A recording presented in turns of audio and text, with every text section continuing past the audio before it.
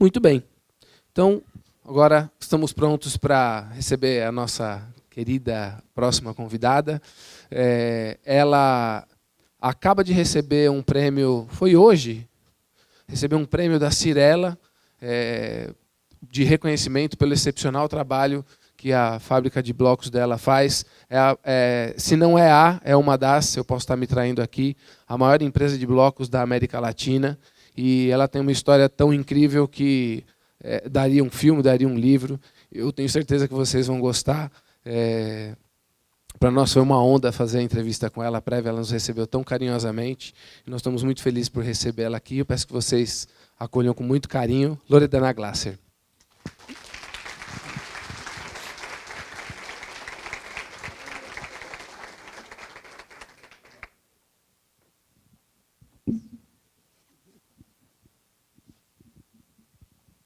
Loren, ou Mames para os íntimos, né?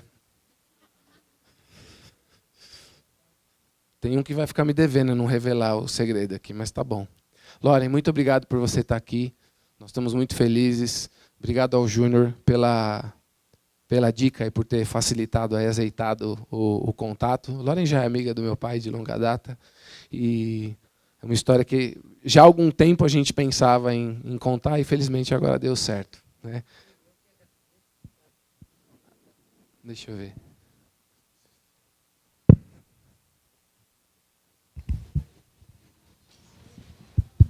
Agora sim. Bem, boa noite. Eu que agradeço o convite. É um prazer enorme estar aqui.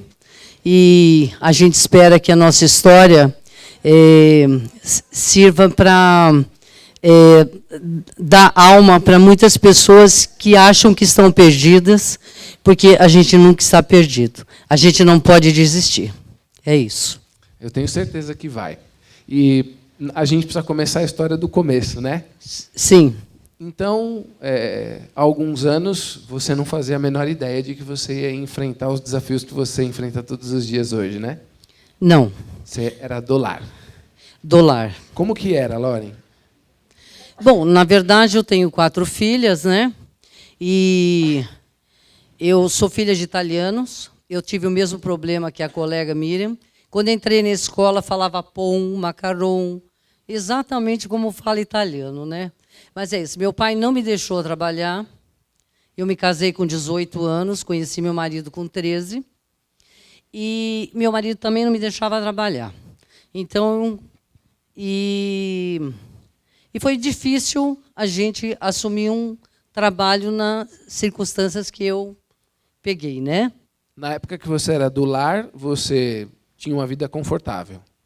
Tinha uma vida confortável. Mesmo Nada assim, de rico, mas uma média legal. Ia em shopping, levava as meninas no colégio. Mesmo assim, você tinha alguns desconfortos. Tinha, porque eu queria fazer alguma coisa a mais, né? E você era uma mulher muito tranquila, assim, como é que era? Nunca. Tranquila, jamais. Você ficou quantos anos casada? Fiquei 30 anos casada e 5 de namoro. 35 anos com o Gilberto. E quando você era casada e, portanto, tinha essa coisa dele não gostar que você trabalhasse, etc. e tal, e você sempre foi muito agitada, como é que você dava vazão a essa energia? Bom, a vazão, assim, quando a gente tem 4 filhos, a gente tem bastante trabalho, né? É verdade. Então, quer dizer, era uma vida assim, você não dormia de noite, porque as meninas têm diferença de idade, né? A Juliana, que está aqui comigo, a mais nova, tem 12 anos de diferença da mais velha. Então, na verdade, eu tive criança durante muitos anos. Quando a Juliana cresceu, que era menorzinha, eu quis fazer eu fui fazer um curso de secretariado executivo, eu fui fazer um curso no Mackenzie. Eu queria fazer alguma coisa a mais para mim, né? Que outros cursos você fazia para ocupar a cabeça? Eu gostava de fazer, gosto ainda de fazer vela, eu gosto de pintar, né? Eu não sei pintar, não sei fazer nada, mas eu acho que sei, na verdade. É golpe que ela não sabe, porque tem umas coisas bem legais lá na casa dela. A não sei que eu tenha visto. Bom, nem tudo que estava lá, a maioria não deve ser pintado por você. Não. Mas tem coisa boa lá que foi você que fez, vai. Algumas coisinhas, né? Você tem seus momentos. É que né? eu quero fazer, mas não tenho paciência, então é difícil, né? E você se define sempre como uma pessoa muito otimista, não é? Nossa, demais da conta.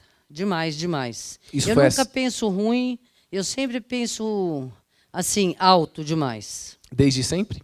Desde sempre. De onde você acha que você tirou esse otimismo, assim? Da minha mãe. Ela que tinha esse jeito de ver as coisas de forma positiva sempre. Sim, E os bichos, né? Você também é apaixonada por bichos, né? sempre. Eu sempre falo que eu já devo ter sido em alguma encarnação algum animal, né? Porque a minha sintonia e a das minhas filhas com os animais é uma coisa assim, não tem explicação. Eu amo de paixão. Desde pequenininha você tinha bichos? Desde pequenininha. Como eu te contei, eu fui criada com um casal de chimpanzé, né? Então começou aí. E você é de onde mesmo? De onde você cresceu? Eu sou caipira de Santo Amaro. Quando você fala caipira de Santo Amaro, né? Eu pelo menos quando você falou eu não entendia muito, né? Mas na sua infância em Santo Amaro, como é que era aquela região? Então, era uma região muito linda, muito bonita, mas o pessoal falava tudo puxado no R. E eu acho que a minha convivência, um pouco misturado com o italiano, né, que foi a minha primeira língua, e eu fiquei. As meninas brigam comigo que eu falo porta, mas não tem jeito de não falar. Eu também falo porta. Então, aí elas falam, para de falar errado, mas não é errado. E como é que fala, Juliana? Como que é? Como que é o certo de porta? Até pra... É porta. Porta. Aí porta. fica bonito. Você sabe que eu tenho muitos amigos nordestinos, né? É um povo que eu tenho um especial apreço. E eles dizem que eles não têm sotaque, a gente é que tem. Mas é verdade, né? Se você olhar por porque outro quando lado, você fala, sim. por exemplo, gente, né? Eles falam gente. Não tem CH aí, né, para ser gente. É verdade. Não tem, né? Eles têm certa razão, né? Mas para mim tudo bem o porta, não, porta, acho melhor, né? Carne. Carne. Carne, é. E você sempre gostou de bicho e tal. Que tipos de bichos você teve além de chimpanzé? Papagaio, chinchila, passarinhos, tucanos. Eu tinha tucano no apartamento, né? 2. Quantos bichos você tem hoje? Bom, hoje, nossos, né? Eu tenho 39 cachorros e gatos. Tá bom para vocês, não? E nós temos um projeto onde nós temos quanto agora, Ju? 85 animais para serem adotados. Entendi. Bom, a gente já entendeu um pouco sobre como você é, o que pensa da sua origem, né? E a gente estava falando da época que você era do lar, casada, né? E você me contou que você teve 14 longos anos de uma experiência específica na sua vida. Eu queria que você contasse um pouco para nós. Bom, na verdade, quando meu marido tinha 39 anos, ele teve o primeiro infarto, né? Então, era muito jovem e, obviamente, que a gente ficou preocupada. Em seguida, foi descoberto que ele tinha mal de Parkinson. E o problema cardíaco dele só poderia ser sanado se ele fizesse um transplante cardíaco. O transplante cardíaco não era possível, porque os medicamentos do Parkinson não eram compatíveis com o que precisava ser feito. Então, na verdade, eu vivi 14 anos na angústia, porque depois ele teve mais 3, 4 infartos assim, gravíssimos. Foi fazer a cirurgia de safena, né?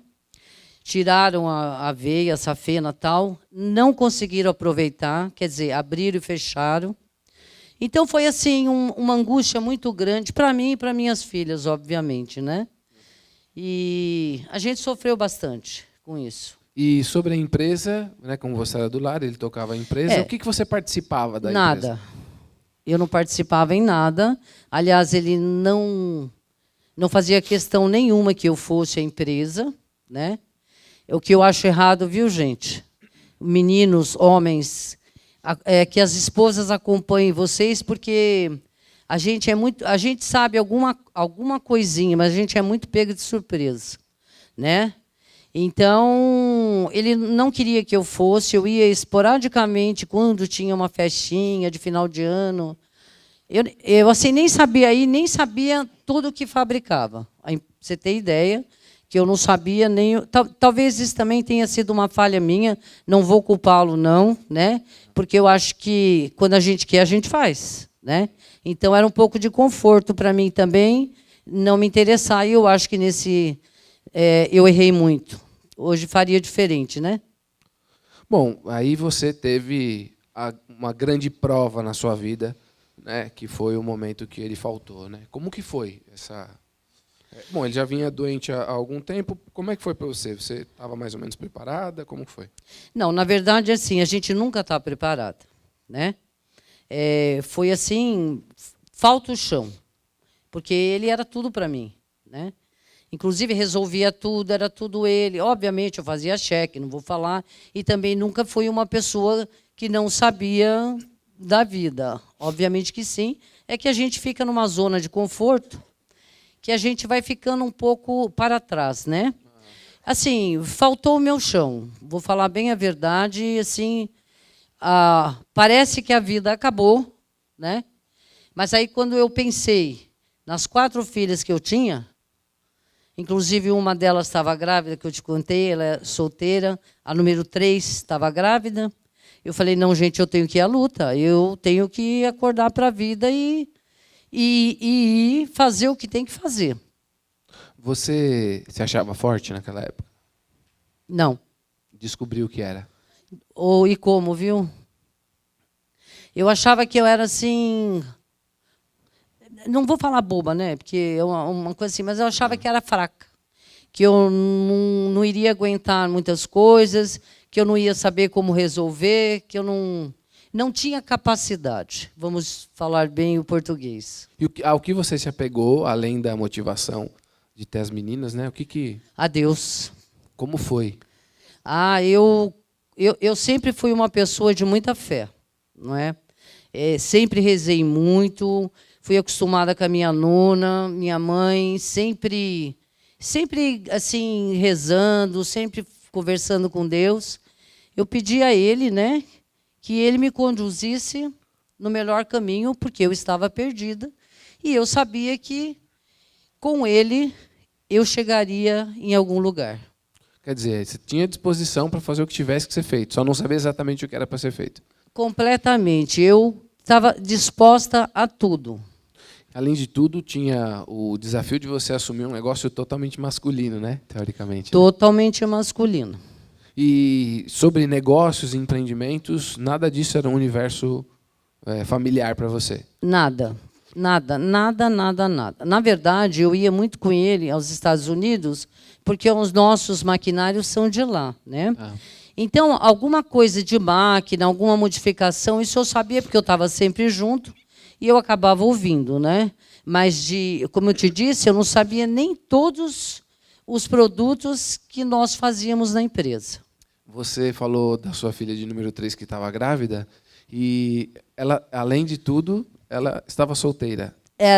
Mas aí o pessoal vai, menina grávida, sabe? Assim, minha mãe ficou brava, sabe? Porque imagina que a culpa era minha. Eu falei, mãe, graças a Deus que vem essa vida para alegrar a gente, entendeu? Então, para mim, foi um baita de um presente que Deus mandou para a gente, que, nossa, deu um gás assim, não tem nem explicação. Muito bem. Mas hoje ela não é mais solteira, tá? Ela casou com o pai da criança mesmo. Certo. Bom, e aí, então, o seu marido morreu em que dia da semana? Morreu numa sexta-feira. À noite, eram 9h30 da noite, no Guarujá. E aí, o enterro foi quando? No sábado. Quando que você começou na empresa? Na segunda-feira de manhã. E como é que foi, assim, chegar na empresa e tomar pé das situações assim? Bom, primeiro eu errei o caminho, porque eu não sabia nem ir para a empresa, né? Vou falar a verdade. Aí peguei a malinha 007 dele, coloquei um terninho, né? Como estou hoje aqui, né? E cheguei na empresa E eu achei muito interessante. Quando eu cheguei na empresa, que acho que o porteiro avisou, né? Estavam todos os funcionários do escritório no corredor esperando eu passar. Aí eu olhei eu falei, meu Deus do céu, o que eu vou fazer aqui? Porque eu não tinha a menor ideia, mas eu estava disposta a resolver de alguma forma, né? Então, assim, a princípio eu devo ter assustado muito, e assustei os funcionários, porque a empresa já não estava bem. Chego eu lá, uma mulher que não sabe nada, né? Na segunda-feira de manhã, eles acharam, falaram, bom, agora acabou. A empresa já não estava bem, chegando ela aí, não trabalhava, não sabe nada. O que ela vai fazer? Eu estou falando palavras deles, tá? Uhum. Que depois me falaram isso, né? Você desconfiava que a empresa tinha alguma dívida, alguma coisa? Você tinha uma desconfiança? Ah, mas a dívida que eu desconfiava, que eu já fiquei louca, Você achava que era de quanto? eu achava que era de 3 milhões. Tá. Aí era 45. Moleza, né? E Molezaça. conforme você ia... Naquele primeiro dia, o advogado da empresa estava lá, foi te dando panorama. Na segunda-feira. E aí, conforme ele ia te falando as coisas, qual que era a sensação? Nossa, eu vi um buraco assim e queria me enfiar lá dentro, porque eu achei que eu não teria saída, né? Assim, na hora eu fiquei com medo. Fiquei, assim, bem apavorada, falar a verdade. E aí, então, você se lembrou da sua conversa com Deus? Sim, eu me lembrei da minha conversa com Deus e eu estava disposta a vencer. Eu fui para vencer. Eu fui com o propósito de vencer, eu não sabia como. E eu sabia que Deus estava comigo. Então, eu não tinha dúvida de verdade, gente. Até parece loucura, né? Mas eu nunca tive dúvida que eu não ia vencer. Eu sempre tive a certeza. Você conversava com Deus e com quem mais? Com o Gilberto. Todo dia eu quebrava um pau com ele. Sabe? Porque eu entendo que ele queria me poupar de algumas coisas, né? Mas aí eu brigava com ele. Eu brigo até hoje, de vez em quando. Como que isso te ajuda? Desculpa. Como que isso te ajuda? Te ajudou de alguma forma você manter essas conversas com ele? Como é que isso te ajudou? Então, eu sou muito falante, eu falo sozinha. Ela falou para mim agora há pouco que eu sou louca, a minha filha que está aí, né? Eu falo sozinha, eu falo com foto, eu falo com revista. Eu acho assim, eu gosto de me comunicar de alguma forma. Eu acredito muito em energia. A amiga falou luz, que na verdade é a mesma coisa. Então, eu tenho uma energia muito profunda. E essa minha energia me leva... Você não tem ideia aonde, entendeu? Então eu viajo demais. Bom, como a gente conversou, eu tenho uma ideia, né, de onde essa energia te leva, e é muito legal. Bom, e aí você chegou lá, né, viu que o buraco era mais embaixo, que estava mais difícil do que parecia, e você começou a fazer a virada. Como que você foi costurando esse novo tecido e construindo essa nova história? Bom, na verdade, o que eu fiz? Eu tinha os colaboradores, né, que estavam apavorados também, tanto quanto eu, com o futuro da empresa. Eu chamei todos um a um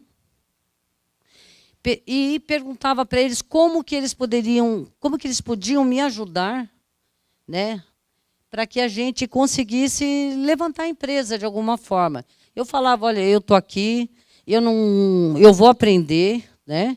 Mas eu preciso de um tempo e eu preciso muito da ajuda de vocês. Se vocês me ajudarem, nós vamos conseguir.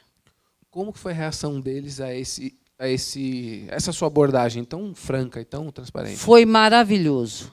Maravilhoso. Eu pude contar com a grande maioria, vou falar bem a verdade. Eles me ajudavam, eles vinham falar, eles vinham contar onde podia fazer economia. Assim, foi eu me senti assim, amada, vamos dizer, entende? Amparada, acolhida, né? Bem acolhida.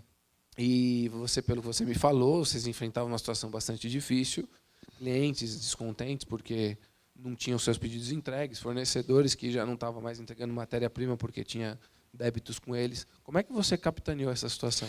Então, na verdade, eu acho que, eu não sei, eu falo tanto que eu não lembro mais se eu te contei, mas eu acredito que sim. Contou.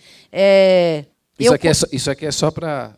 não, eu comecei a ir nos clientes que a gente tinha perdido. Porque a empresa ficou parada, né? A empresa parou, obviamente deixou algum cliente sem o fornecimento de materiais, e o cliente fica chateado, e é justo, eu também ficaria. Então, eu fui procurar com os vendedores, com um arquiteto que tinha na empresa, eu fui procurá-los e explicar a situação, pedi uma oportunidade, expliquei que eu tinha vindo para vencer, eu já falava logo assim, né? Mas que eu precisava da ajuda, que eles me ajudassem de alguma forma, porque só com a ajuda dos clientes a gente conseguiria ir para frente. Com os fornecedores também? Fornecedores também. Fornecedores também. Alguns deram mais trabalho, né? Sempre tem aqueles que dão, né? Mas, na verdade, me pressionaram, assim, queriam me assustar, falavam um monte de coisa, mas aí eu virei macho, viu? Sabe, assim? Eu brinco sempre. Teve um repórter que falou, eu falei para ele, ele colocou, eu falei, ó, quando eu entro desse portão para dentro, eu viro macho. Brinquei, ele publicou isso há muitos anos atrás, né?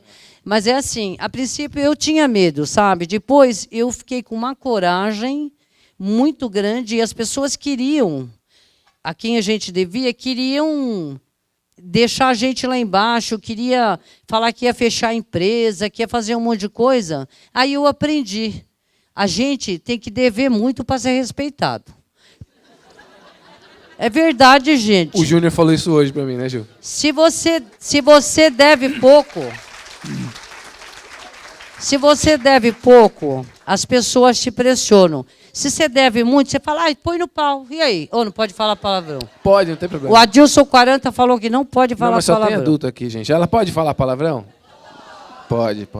Entendeu? Tá, aí eu me lembro, eu fui numa fornecedora de cimento que me botou numa cadeira, eu me sentia uma propaganda que tinha na televisão há muitos anos, uma cadeirona desse tamanho, você pequenininha assim, e eu ali com o cara, virava de um lado, virava do outro. Aí eu virei para eles e falei assim, meu advogado estava junto, olha aqui, eu não sou o Gilberto, vocês mataram ele de tanto atormentar, eu estou bem vivinha aqui, vou pagar quando eu puder. Certo ou não? Sim, lógico. Eu nunca falei, eu nunca fugi, eu tenho endereço, não tinha. E olha, eu vou te falar, viu? Eu comecei a ser muito respeitada, e o que eu combinei com eles, eu cumpri. Eu fico imaginando quando você chegou nos clientes e nos fornecedores e que os caras viram esse dínamo na frente deles, dizendo, olha, eu vou resolver. Né? As pessoas tendem a acreditar quando alguém está dizendo a verdade. A tendência é as pessoas acreditarem quando alguém diz a verdade. Sim. E funcionou. Tanto que você me contou que os funcionários também, eles falaram, pô, a conversa, ela me chamou para me ouvir. Sim, né? Foi muito importante. Eu acho que uma das coisas que eu fiz mais importantes na minha vida, quando eu assumi a empresa, foi ter chamado os funcionários de A a Z, todos. Uhum. Eles se sentiram muito importantes. E eles eram, né? Porque a empresa nada mais é do que os funcionários que tem nelas. Essa é uma parte muito legal da conversa com a Loren, porque assim, hoje tem muitas metodologias sendo aplicadas nas empresas para que o empreendedor entenda a importância do time. Tem gente que quer fazer de conta que se importa com o cliente e com o time, e não funciona. Funcionou no seu caso porque era legítimo. Né? Sim. E com muito pouco tempo você me disse que foi ficando confortável para falar das coisas do negócio, foi... Então, aconteceu algumas coisas assim que eu falo para você e te falei que eu sou um grande milagre, e eu acredito nisso e sou. Eu ia conversar com os nossos clientes, eu não entendia nada, sabe o que é nada? Aí eu começava a falar, um dia o meu arquiteto falou para mim, eu acho que a senhora é arquiteta, que a senhora sabe das coisas e está me escondendo. Eu começava a falar, eu não sei aonde que eu ouvi, não sei, estava gravado na minha mente, de dilatação, eu não sabia nada disso aí. Hoje até eu sei, porque a gente acaba estudando, a gente, né, passaram muitos anos, a gente aprende. Mas na época eu não sabia nada. E eu falava assim, fui eu que falei. Era eu que tinha falado, você entendeu? Não sei se é, sei lá. Eu acredito muito que, numa situação extrema, a pessoa recruta musculaturas que ela não conhecia. Né? Sim. Então, aquelas conversas que você ouvia Sim. por cima, captei, né? aquilo Acho estava que com você. gravou, E no momento que sim. você precisou, você deu conta. Com certeza. Acredito que sim. Porque você não inventava, né? Você tava dizendo coisas que Não, e faziam falava sentido. certo. Sim. E eu falava, senhor Tauil, tá certo? Ele falava, certíssimo. E aí, com isso, em pouco tempo também, os números começaram a sorrir para você. Graças a Deus, gente. Cada mês era uma coisinha a mais, a gente ficava feliz da vida. E foi em 2007 que você percebeu que tinha sinais de significativa melhora. Depois de 3 anos, mais ou menos. Isso. E você tinha, nessa época, muitos protestos também, né? Era 560 ou 600 e pouco? 560. Só protestos. Como é que você lidou com essas pressões de ter tantos protestos? Então, mas também a gente acostuma com pressão depois, sabe, gente? Vou falar a verdade, a gente fica cara de... A gente sabe que deve, a gente quer pagar, mas a gente não pode morrer por causa disso, né? Então, assim, nós pagamos tudo, não ficamos devendo 1 centavo. Mas fiquei 5 anos com o nome sujo. O Zé Maria, que deu palestra aqui também, ele falou de uma vez de uma experiência que um cara... Ele recebia o cara toda vez, quando ele quebrou e tal. Ele tem um supermercado, né, uma rede. E aí o cara uma vez falou para ele, pô, Zé, eu achava que você era bom pagador. E aí ele falou pro cara, ó, teve alguma vez que você me ligou e eu não atendi? Eu fugi de você alguma vez? O cara, não. Né? Mas eu achei que você fosse bom pagador. Ele respondeu, cara, só dá para ser bom pagador com dinheiro eu não tenho.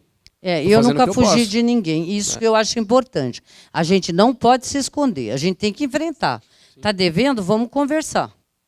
E você, depois que você foi resgatando os protestos, você usou uma estratégia muito inteligente. Em vez de você ir no cartório, porque para você baixar os títulos, você teria que gastar uma grana, né? Na época, né, 350 mil reais. Eu pensei 1 milhão de vezes, com 350 mil reais eu faço a festa aqui na empresa. Eu já estou com o nome sujo mesmo, fico mais um pouco e depois some sozinho. Até porque você tinha pago, né? Não é verdade? Já tinha pago, né? Então foi já estavam pagos. Só que você sabe, além de pago, você tem que pagar para limpar o seu nome. Eu falei, deixa para lá, né? Depois pendurei o diploma ali, ó, na minha parede, ficou um tempão, que eu estava limpinha, né? Muito bom. Bom, você também contou você falou que virava macho quando entrava lá da porta para dentro, né? Teve um dia que você virou o Hulk lá também, não foi? Virei. Mas não foi na outra empresa que eu fui atrás do bandido. Como é que foi essa história? Bom, na verdade, nós tínhamos um funcionário que era de extrema confiança do meu marido, né? Inclusive pagou curso, pagou um monte de coisa para ele. E quando eu cheguei, eu achei que ele era de confiança e conversava com ele. E eu via que... Porque a gente vai ficando esperta, né, gente? Não adianta. Você pode ser tontinha, mas você está querendo melhorar, você fica esperto e fica ligado. Eu sabia que me roubavam as coisas da empresa. E eu falava com ele. Resultado. Quando eu fui ver, quem me roubava era ele. Eles quebravam as máquinas de propósito. Eles quebravam as máquinas de propósito, eles quebravam as empilhadeiras de propósito, daí ia para leilão. Inclusive peças, eu tenho muitas peças de máquina, forma, não é canaleta, como é que chama, Juliana? Bom. Nós temos muitas peças que a gente tem que trocar. O que eles faziam? Eles trocavam as peças boas para que colocasse numa fábrica que o cara montou igualzinha a minha, tá? Uhum. E quando eu comecei a conversar com ele, eu vi que ele não me olhava nos olhos. Eu não gosto de quem conversa comigo e não olha no meu olho. Eu comecei a desconfiar. Aí eu comecei a falar para um diretor que tinha, para as meninas, minhas filhas que trabalhavam comigo. Na época a Juliana não trabalhava ainda, né? Trabalhava?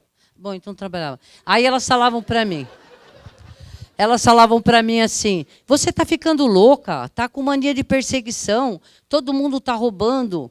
Aí a única pessoa que acreditou em mim foi meu genro, um santo menino, viu? Ele acreditou em mim e ele falou, nós vamos pegar ele. E pegamos.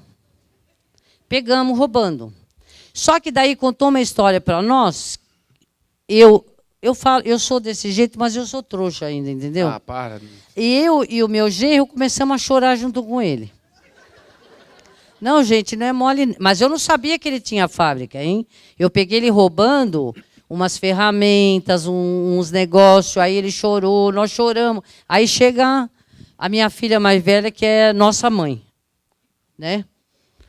O que vocês estão chorando? Aí eu falei, coitado, olha, nós pegamos o fulano, né, tal.